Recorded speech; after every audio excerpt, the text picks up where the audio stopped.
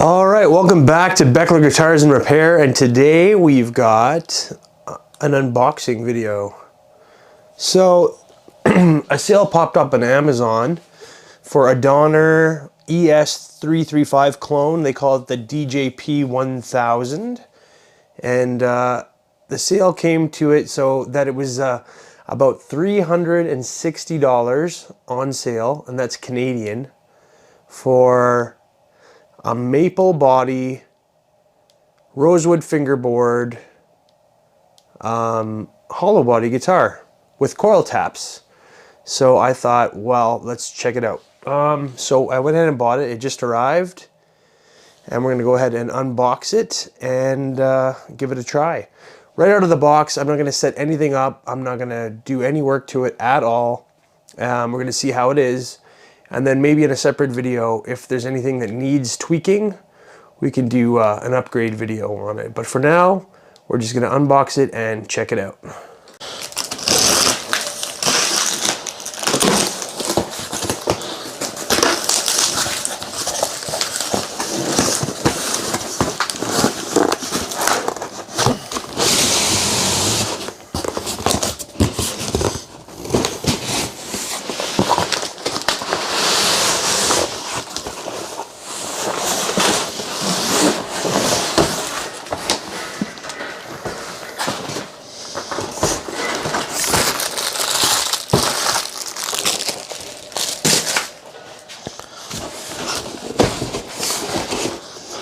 All right, so here's the pack job. It just came in this outer box, and then there's an inner box on the inside. It does have some neck support on the inner box. There's no other foam or anything else like that.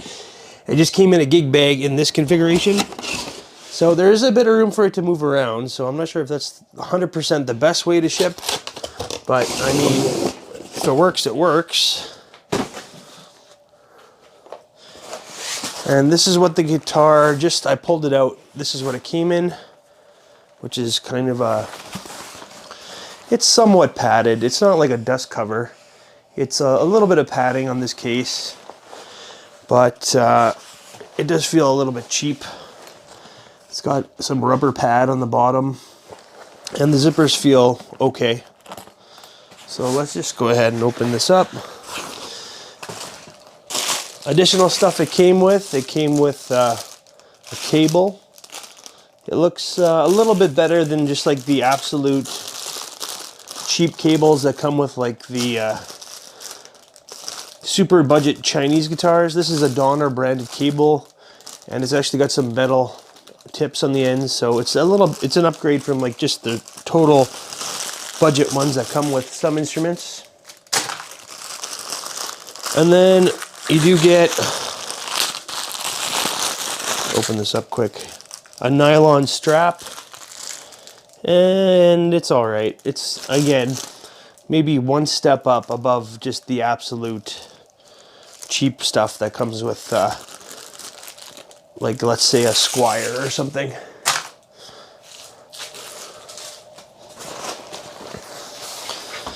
And yeah, let's go ahead and take this guitar out of the bag.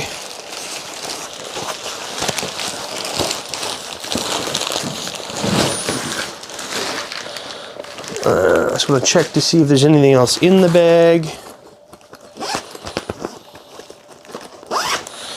So the zipper has already split on the top pocket. So I guess the zippers aren't that great of a quality. Oh, it fixed itself. So yeah, kind of a cheap case, but that's kind of what you expect at this price point. All right, so in the bag, it comes wrapped up in like a plastic bag.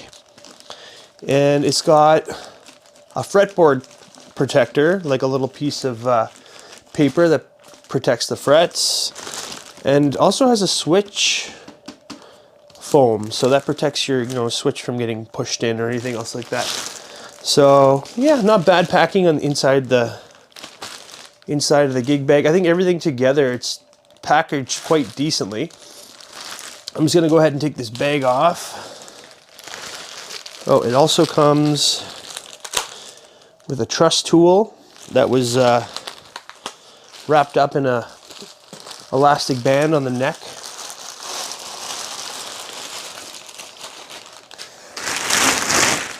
And taking that bag off. Taking off the foam.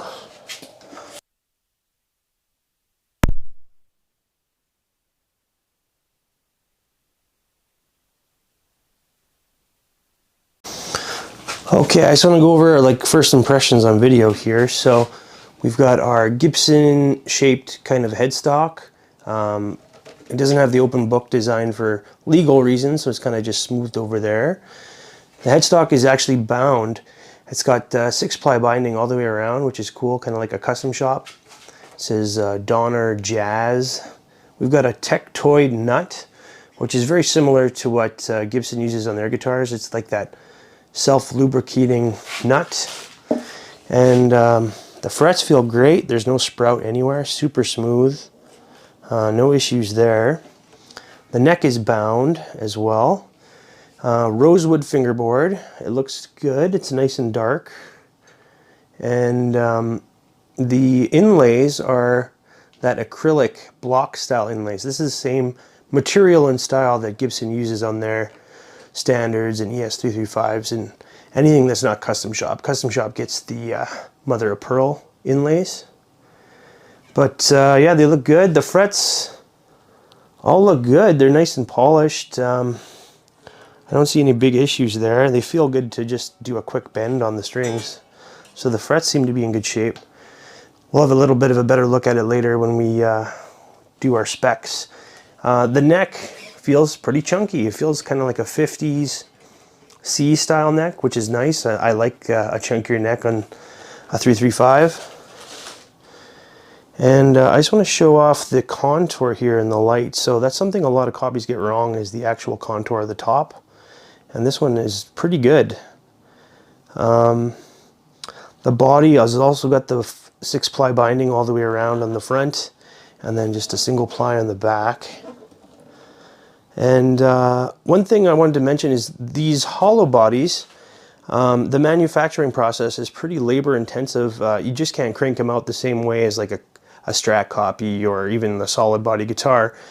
There's a lot of man hours that go into these things. Like people need to, you know, hand touch these things to do the manufacturing process. So it's a lot more hands-on than just like a factory Strat or something like that.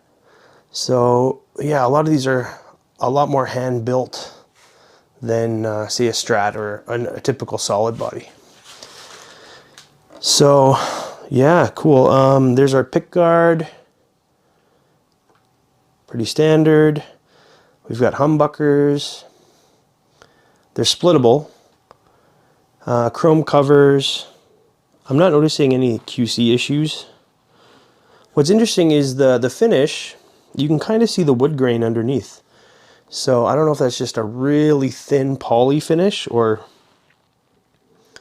if it's nitro. I doubt it's nitro for that price point, but it's a nice thin finish where you can actually see the grain underneath in the light, so that's kind of cool.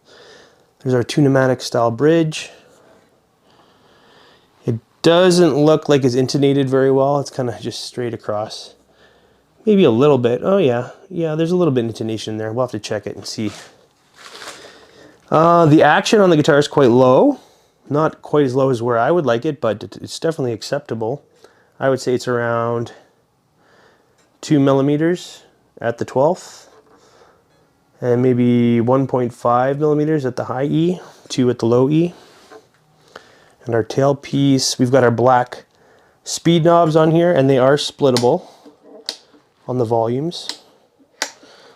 So that's cool. I'm interested to see what these pickups sound like. And our input jack is just mounted to the top. The knobs all feel good. Sometimes they come really loose. Yeah, everything's good there. No issues. Nice and tight. And not much to speak about on the back. You can see the contour in the light here, which is again nice. They seem to have made these quite well.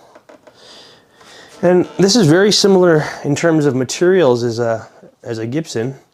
It's got the maple neck, the maple body, the pressed maple body. I guess the only difference is Gibson uses a maple block on the inside. And this one appears, I can't really see it on camera. We'll go in with the endoscope later, but it appears to be mahogany. And yeah, it definitely didn't come in tune, but that's asking a lot, especially from you know, wherever this came from. And our truss rod cover has the 3 screws. Gibson's normally have the 2. But yeah, first impressions, yeah, I don't see any glaring quality control issues. The finish all looks good. There's no scratches or dings or scuffs.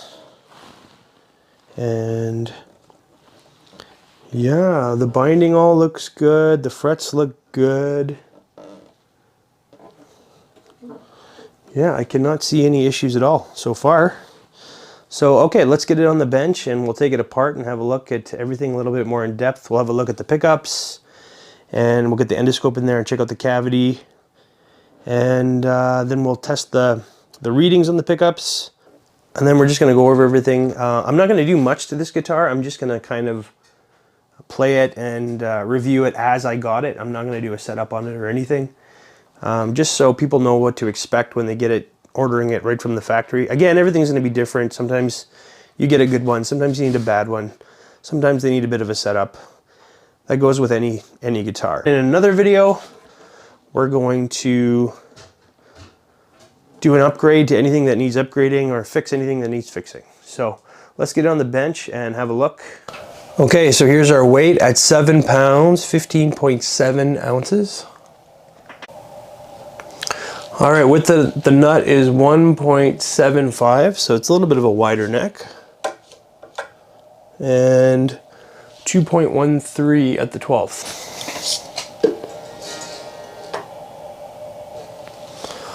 0.865 at the first fret neck depth, and at the 12th. 0.978. So yeah, a bit of a chunkier neck. It definitely feels it. Let's get the profile. Here's our neck profile. So yeah, it's a pretty standard C shape. Flattens out a little bit by the 12th, but not much. So yeah, it's kind of like that 60s rounded neck profile. Kind of chunky, but it feels good. It's got a 17-degree neck headstock angle. It's got the same scale length as a Gibson, 24.75. And the radius is the same as a Gibson at 12 degrees. I mentioned before that the neck was maple. I misspoke. The neck is mahogany, as well as the center block is mahogany. All right, I just want to get some pickup readings. So our back pickup is reading a 13.85, and our neck is reading a 7.47. Middle position, just for fun, 4.85. And so, okay, our bridge is 13.85, and then split. That splits it down to 7.04. And then our neck, 7.47, split, 3.81. All right, I just want to check the setup out of the box. So I tuned it up, and you know, it's, I can tell it needs a bit of a truss adjustment. So this is pretty standard. I mean, I adjust the truss on my guitars all the time. So, and that's even sitting in a, you know, a humidity controlled environment. And sometimes they just need a little bit of an adjustment. So I can tell, because I'm getting some buzz here in the cowboy cord area, that I need to adjust the truss rod by loosening it just a little bit. I'm just gonna confirm that. So yeah, there's like no relief in this neck. It's shipped like perfectly straight. So you need a little bit of that relief in the neck. So I'm just gonna go ahead and loosen the truss rod just a hair and see if that alleviates the problem.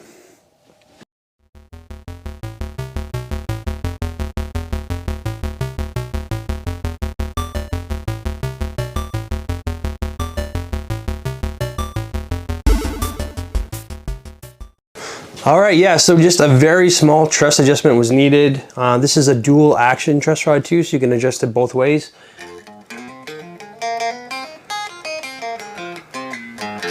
And I got rid of any problem that was there. You can also see here that the nut is cut really well. So when I use the 3rd fret, the string is just resting nicely against that 1st fret. So that means it's a really well cut nut.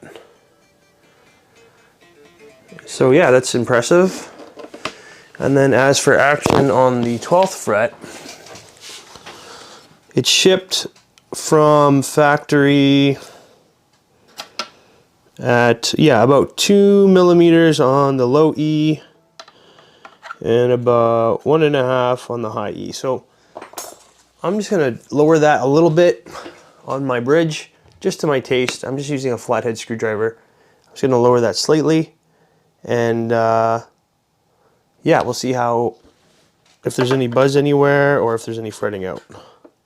All right, so I lowered the action in the 12th to where I like it. It's about 1.5 and 1 now.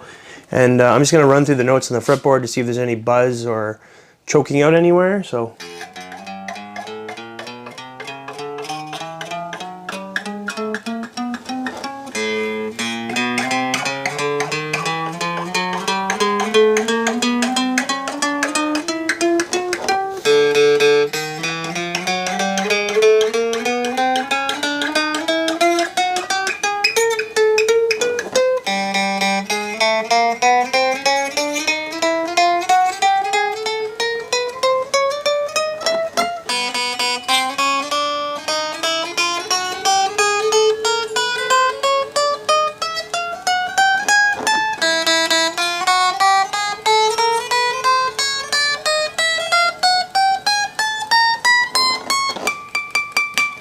All right, so impressive. I was able to get the action where I like it, just from factory, with just a slight truss adjustment and a slight bridge adjustment, and there's no fretting out or choking out anywhere. And this is the action I can get on my Gibsons usually. So pretty impressive. Again, I might just have a good one, but you usually can't really do that without a fret level. So pretty crazy. Another thing I wanted to mention was I saw I don't know if you can see there, but the colored strings on the tailpiece here. So I can tell that those are D'Addario strings. So those are nice strings as well. Premium strings. So they come from factory with that. That's not actually advertised anywhere about these guitars. So yeah, another nice little spec there. Okay, great. So the next step is we're gonna take this thing apart, look at the electronics, and use an endoscope to check out the inside, and then we'll plug it in and play it. So I've loosened the strings enough to remove the tailpiece. So they're all still attached. That's an easy way to work on a Gibson. Just loosen up all the strings, pop it off, and you can work on the pickups or the frets or whatever you need to. So the tailpiece is unbranded. Feels like it's full weight, and there's our D'Addario strings. You can tell by the colors. I feel like they're 9s, I think. And then the ABR1 style bridge here is unbranded as well. Feels like a standard offshore part. And here's our pickups. So yeah, unbranded pickups. Let's just see what our route looks like here.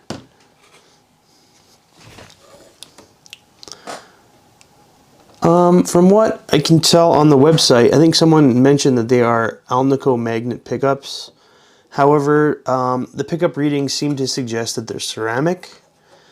I'm not too sure about that, so we'll have to see. But it looks like, yeah, there is a long neck tenon. So there's actually a long join on the set neck here, which is cool. And on the inside, I can see the top here is like a sandwich top here, much like an ES355. They do it the same way. It's that pressed poplar, maple poplar sandwich. So yeah, just like a ES355. And yeah, there's our mahogany block there. So everything looks as it should. There's no markings or anything in here. It's yeah. And then this is our bridge pickup. Ooh, very little real estate there. It's pretty tight. I can't really move it. I don't want to mess something up there. So I'll kind of angle it so we can see in there better. So yeah, same thing. It's just the mahogany block that they routed into. We can see our sandwich top here. And just a lot of buffing compound in there. And what's nice is our F-holes are nice and bound as well. So let me just see if I can get a better... So yeah, there's our F-holes. You can see they're just nicely bound. Sometimes Gibson has does a bad job of this and they're not bound at all, or they have bad binding. So that's nice to see there as well. I'm going to go ahead and take an endoscope to the inside and we can see what it looks like from the inside. Okay, let's have a look inside here. There's our tag. So DJP-1000 Donner. It doesn't say where it's made anywhere on the guitar, but I did find out they're made in China. So there's the inside. Nice and clean, not a lot of glue squeeze out anywhere. I'm not sure what that part is on the F-hole binding. But yeah, the back, the sides, and the top are all maple. Trying to get a good look at that horn cavity there. Yeah, that's clean as well. Everything looks good. We can see our mahogany block on the right there. And yeah, that's the other side. Let's check the other side here. So there's our pots. They're full-size pots. And there's our output jack.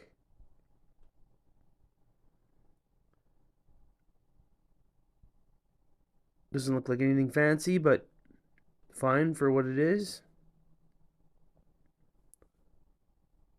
Got our green capacitors there. And there's just the bottom of that push-pull pot. The camera on the endoscope's a little too big to get a good look at that. Just trying to turn around inside the cavity and see in the horn side. Got a couple ground wires, or no, sorry, those are pickup wires coming from our pickup cavities. And there's the horn cavity over there. There's our mahogany block. And those are our F-hole bindings. So yeah, everything's looking as it should. No big surprises in there, and everything looks pretty clean.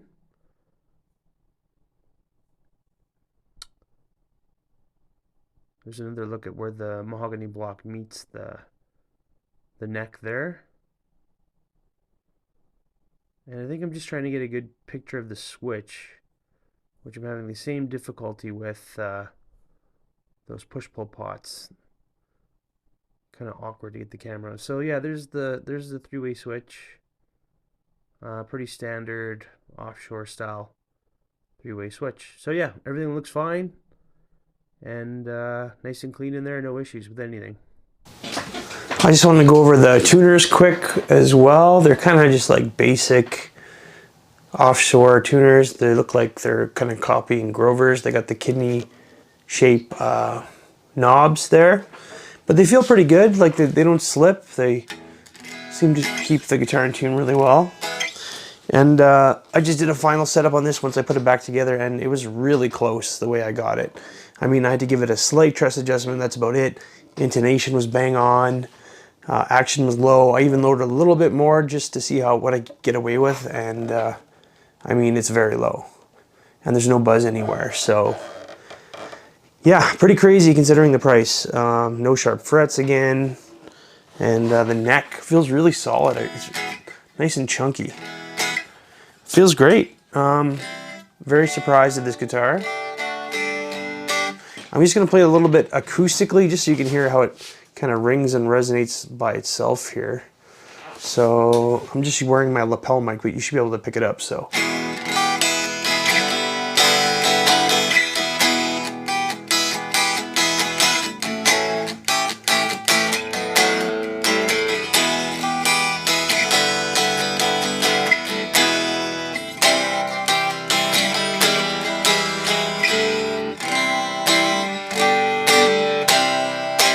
And it's doing that thing where it makes your left hand really vibrate. That means it's a pretty nice resonant guitar.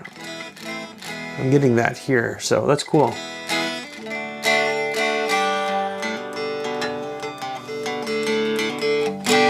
So yeah, it sounds good acoustically. The neck feels really nice and resonant. Oh yeah, it's intonated, it's tuned, it's set up. Let's go ahead and plug it in and see how it sounds.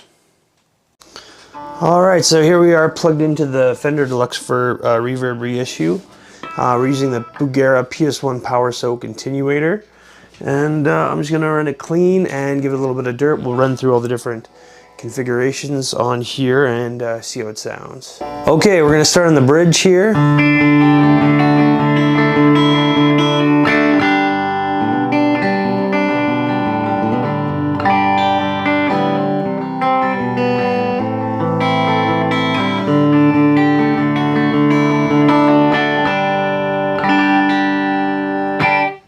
And oh yeah, I'm just gonna go over where we're set at the amp. So I'm running it at about 4.5. Triple's at 4.5, bass is at 4.5, and reverb is at 2. I'm gonna switch to neck.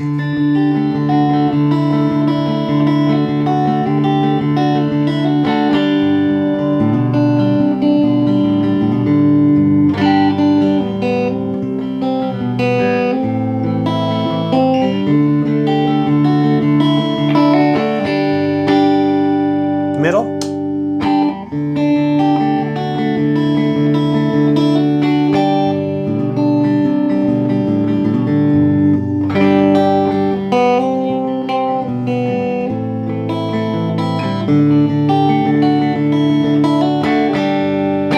All right, now I'm going to do bridge with the split. So this is a single coil bridge.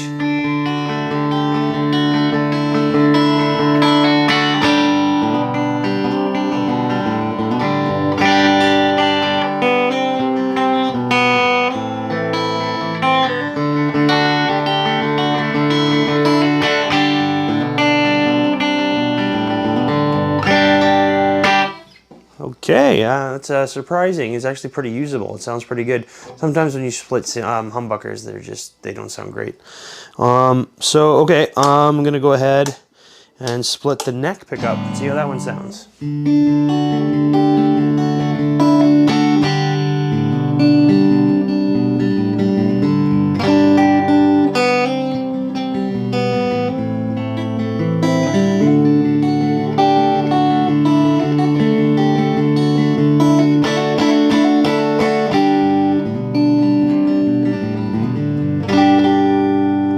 Wow. Yeah, wow. There's not a position that sounds bad. I'm gonna split both and then use the middle position.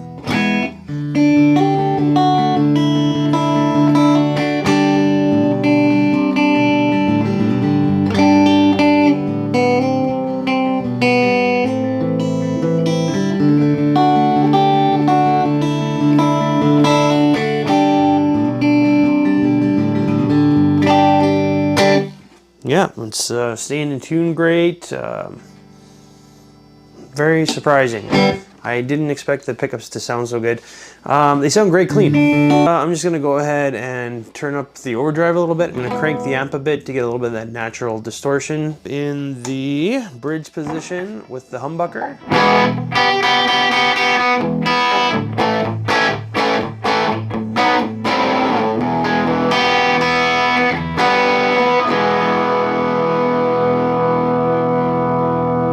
All right, we'll move to the neck.